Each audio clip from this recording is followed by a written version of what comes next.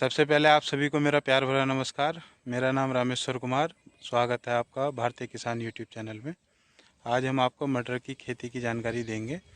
हमने लगभग 15 एकड़ मटर की बुआई कर रखी है और ये 7 एकड़ का टुकड़ा है जिस पे आज हम जानकारी देने वाले हैं। तो बने रहिए वीडियो के अंत तक।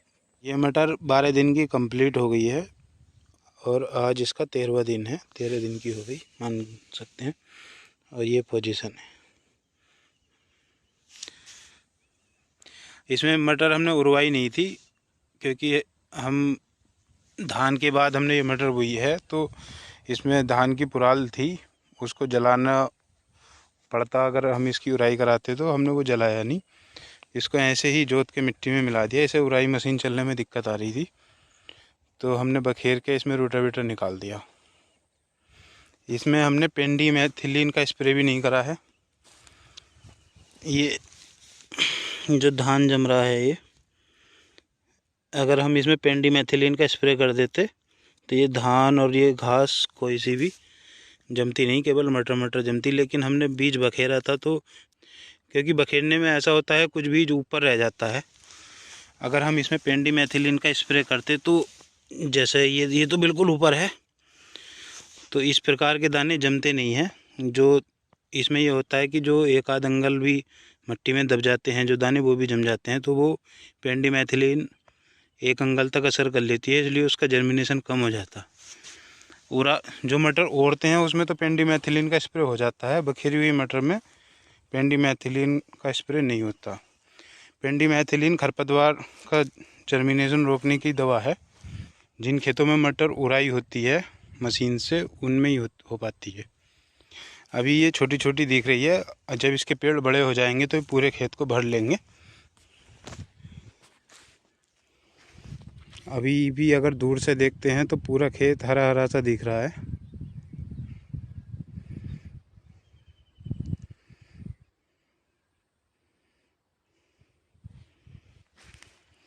इस मटर की वैरायटी अर्किल है। अर्किल काफ़ी पुरानी वैरायटी है ये, इससे तो सभी किसान परिचित हैं। और पानी देने का साधन है मटर को। जो स्प्रिंकलर साइड में पाइप आता है वो HDPE पाइप होता है, वो यही पाइप होता है और इसी से कनेक्ट होके स्प्रिंकलर साइड चल जाएगा। पूरे खेत में अलग से लाइन बिछाने की ज़रूरत नहीं है।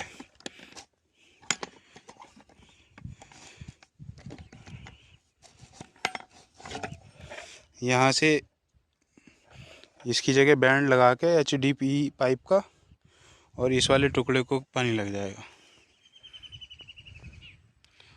ये लगभग 2 एकड़ का टुकड़ा है। इसी प्रकार और भी हैं ऊपर, तो यहीं से थोड़ा थोड़ा करके पानी लगता रहेगा।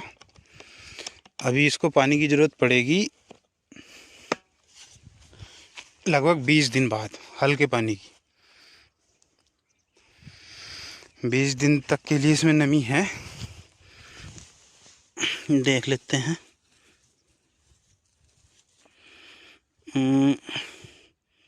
2 अंगल गहराई में है अभी नमी।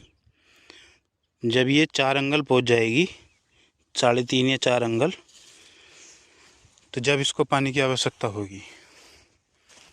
और उस समय इसमें स्प्रे भी होगा NPK का।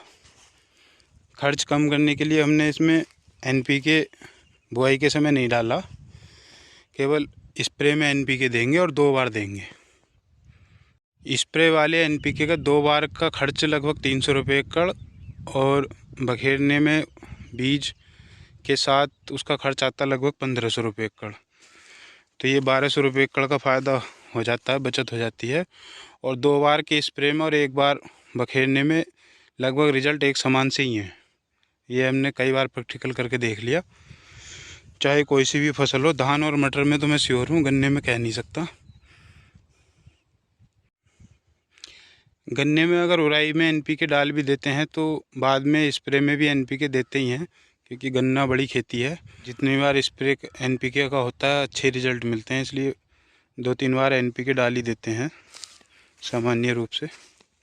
वैज्ञानिक अनुसार अगर NPK की बात करी जाए तो NPK उन फसलों के लिए ज़रूरी होता है। जो फलदार पौधे होते हैं जैसे मटर हो गया, गेहूँ है, धान है, और जिनमें प्लांट प्रोडक्शन होता है जैसे गन्ना होता है, तो उनके लिए एनपीके का रिजल्ट इतना अच्छा नहीं होता। वो फिर डीएपी ज़्यादा अच्छा होता है जिनमें प्लांट प्रोडक्शन होती है। जिसका पेड़ हमें अच्छा करना होता है उसमें डीएपी ज़्यादा अच्छा है। और जिसमें फल आते हैं जैसे धान का फल है, मटर का फल है, या कोई सा भी फल हो, तो उसमें एनपीके ज़्यादा अच्छा रहता है। एनपीके का ये रोल है। मटर की खेती की पूरी फसल की बात करी जाए तो ये लगभग 75 दिन की फसल होती है। और इसमें हरी मटर जो बाज़ार में बिकती है तो उसका उत्पादन लगभग 30 कुंटल प्रति एकड़ का रहता है हरी मटर का। सूखने के बाद हमने कभी प्रयोग करा नहीं है। जो लोग बीज तैयार करते हैं, तो क्योंकि हमें गन्ना बुना होता है उसमें टाइम लगता है, तो इसलिए हम इसको 75 दिन का हमारा गैप रहता है धान से गन्ना बुने के बीच में। उन दिनों में इसको बू लेते हैं। कुछ लोग सरसों भी बुनते हैं, तो इससे नाइट्रोजन बनती है ज़मीन में, तो इसलिए हमारे लिए ये बेस्ट है। गन्ने में लागत कम आती है। इसका लान हम जोत देंगे। हरी मटर तोड़वाने के बाद इसका हरा हरा लान खेत में खाद का काम करेगा। तो ये सब बातें हैं मटर बोने की। और फ़ायदे की बात अगर करूं तो इसका ज़्यादातर मंडी के ऊपर है।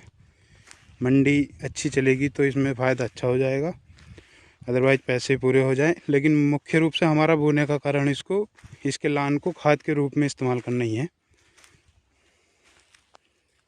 यहाँ से कनेक्ट होके पानी लगता रहेगा। इसी प्रकार से 4 गुलाबे लगे हुए हैं पूरे खेत में। यहाँ से ही स्प्रिंकलर सेट चलेगा।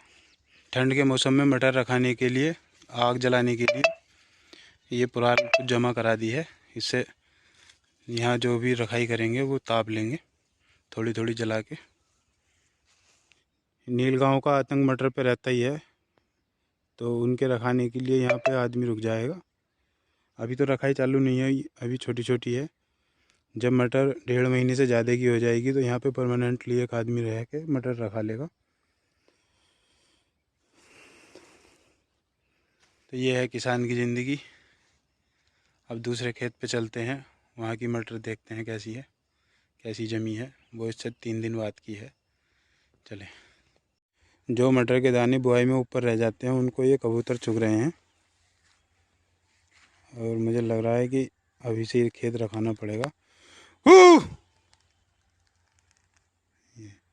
वैसे तो ये मटर के दाने किसी काम के हैं नहीं जो ऊपर रह गए हैं अब, लेकिन यह है कि ये जो पेड़ झमका रहे हैं उनको भी चोंच से अपनी निकाल के उन पेड़ों को भी नष्ट कर देते हैं, इसलिए उनको उड़ाना है। इस खेत में मटर की बुआई कुछ इस प्रकार करी है, क्योंकि ये ज़्यादा का खेत है, पानी आने का ख़तरा रहता है, तो पानी नालियों में नीचे निकल जाए, जिससे कि मटर को कम पानी चाहिए होता है, तो इसलिए इस प्रकार से बुआई कर दी है पूरे खेत में।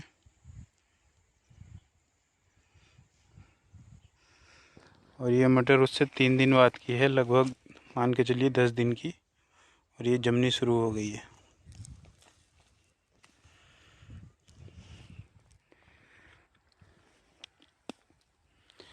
मटर में 2 खर्चे सबसे ज़्यादा बड़े होते हैं, एक तो बीज का और दूसरा इसको तोड़ाई का। जो लेबर इसको तोड़ती है उसका खर्चा भी बहुत ज़्यादा होता है। उम्मीद है आपको ये वीडियो पसंद आई होगी। पसंद आई हो तो अपने दोस्तों के साथ शेयर करें, वीडियो को लाइक करें, चैनल को सब्सक्राइब करें। धन्यवाद।